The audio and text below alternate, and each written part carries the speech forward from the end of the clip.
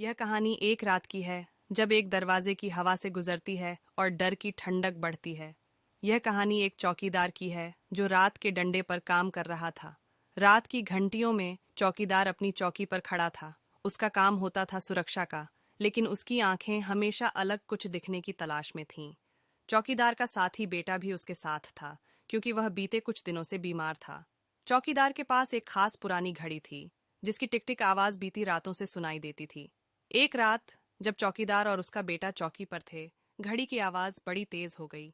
चौकीदार ने घड़ी को देखा और देखा कि सुबह के 3 बज चुके थे, लेकिन घड़ी अब भी डिंडाक कर रही थी। यह दृश्य चौकीदार को डरा दिया। उसने घड़ी को बंद करने का प्रयास किया, लेकिन कुछ नहीं हुआ। घड़ी की आवाज और भी तेज हो गई और वह एक अजीब सा चीर उठी, जैसे कि कोई अंदर बंदर हो गया हो। चौकीदार ने दरवाजा खोलने का प्रयास किया, लेकिन दरवाजा जमा हुआ था।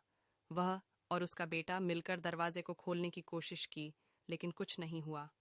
फिर चौकीदार ने सोचा कि यह घड़ी ही कुछ गड़बड़ हो सकती है।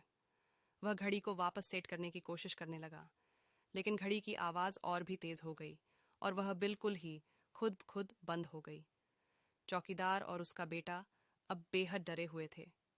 वे घड़ी की आवाज के घेरे में फंसे थे, जैसे कि घड़ी उनके ऊपर हावी हो गई हो। सुबह के साथ घड़ी की आवाज थम गई और दरवाजा स्वयं ही खुल गया। चौकीदार और उसका बेटा बिना कुछ कहे वहां से भागे और कभी वापस नहीं आए।